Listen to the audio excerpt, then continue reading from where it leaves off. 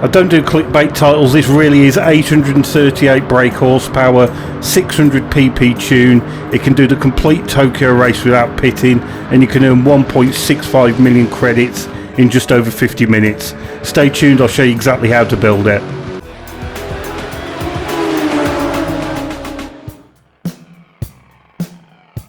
Hello everybody, thanks for stopping by. Welcome back to another Gran Turismo tuning video. I'm KCR-Mark. In today's video we're going to be looking at a brand new engine swap for the 1.52 update. This takes a fairly unassuming looking Toyota 86 GRMN and installs an absolute weapon of an engine that makes this car one of the very best for Tokyo Expressway. I'm not exaggerating, this thing is absolutely OP. So the engine is a 3UZ 4.5 litre V8 turbo. This is found originally in the SC430 GT500 car. So without further ado, let's get straight into the build. So the car is available at Brand Central Toyota dealership. It's available at all times. There's quite a lot of 86s in the dealership. The one you want is the 86 GRMN 2016.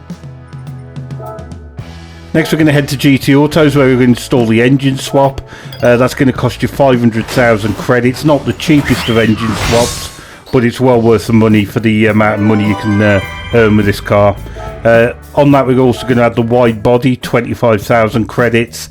In my opinion, a bit of a bland looking car, but this is one of them engine swaps which just absolutely transforms the car. In terms of car customization, we're going to install whichever wheel size combo you prefer. We're going to use wide width and wide offset. We're going to have Type B front splitter, Type B side skirts, rear wing we're going to use a Type A. In terms of tuning parts for this car, you need to buy sports hard tyres, fully customized computer I think comes with the engine swap, high RPM turbo, fully customized LSD. We're going to use a fully customized manual transmission on this build, racing brake pads and discs, fully customized suspension, and that's all you need for this build. Fairly inexpensive.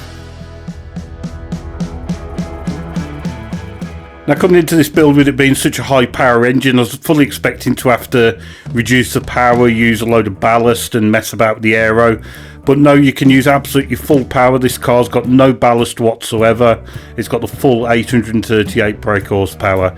Now in terms of suspension, it was a little bit understeery as standard, so I have raised the back suspension slightly just to get that nose to dig in.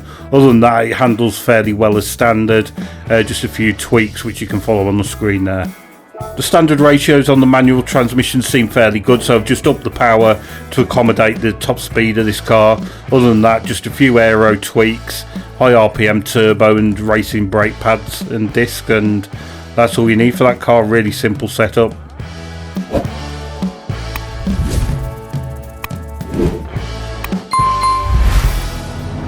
So the car all built, we can head straight to the race. We're going to the World Touring Car 600 at the Tokyo Expressway. Now in terms of strategy, not much to talk about really. Traction control on 2 just gives the car a little bit more stability out the corners. It's not too invasive and it saves those back tyres as well. Remember, we're not going to be pitting at all. In terms of that, the fuel map, you don't need to change, you don't need to short shift. You can rev this car out as much as you like. Believe it or not, this car in testing did 16 laps on 1 tank of fuel. Absolutely incredible with a car with 838 brake horsepower. Now you might just have noticed I did something I don't usually do at the start of this race, and that's did a wall grind around the first corner. Where this car accelerates, you end up in a very tricky position and you've got risk of losing your clean race bonus, so I think it's worth just doing a wall ride just for that first lap, that first corner. Just gets you out of trouble, you've got less chance of losing your clean race bonus then. So with the top end speed of this car and the fact you don't need to do a pit stop, you don't really need to worry about the AI at all. The blue NSX is very quick at the start, but he has to pit twice, so we've immediately got over 40-second advantage over that, so no need to worry. So I set this car up to take advantage of that huge amount of power. So in a straight line it's ridiculously fast, 220 miles an hour at the end of the main straight, so that'll just absolutely annihilate any other DAI cars down the main straight.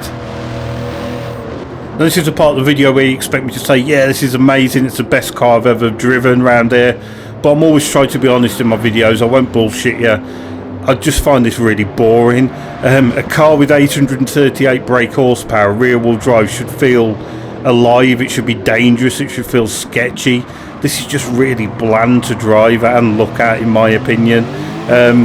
Don't get me wrong, what it can do is absolutely incredible. Not many cars with 838 brake horsepower can do 220 miles an hour and not have to pit. That is absolutely insane, and it makes it a brilliant way to make money. But for me, driving the car was just a bit boring. It just feels a bit safe. I'm surprised I'm saying that myself with a car with this much power, but I mean, it's just my opinion. Some people might really like this, but I just found it a little bit bland, in all honesty.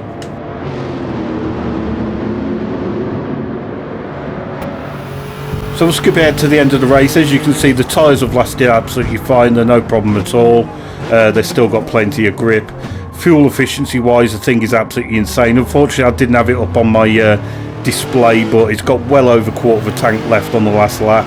I think it had something like 5.5 laps left. It's just absolutely insane on fuel.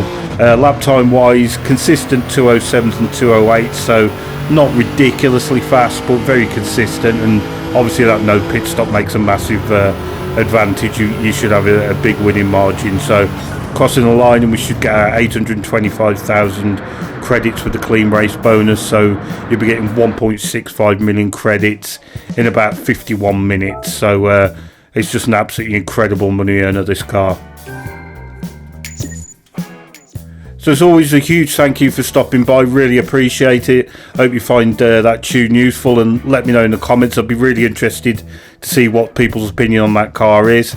If you want to stay tuned to the end of the video, I'm going to have my full unedited fastest lap on there. There's no commentary over it, so if you need any braking pointers or lines or gears, that's where you'll find it after this video. But in the meantime, many thanks for stopping by. I'll see you again soon.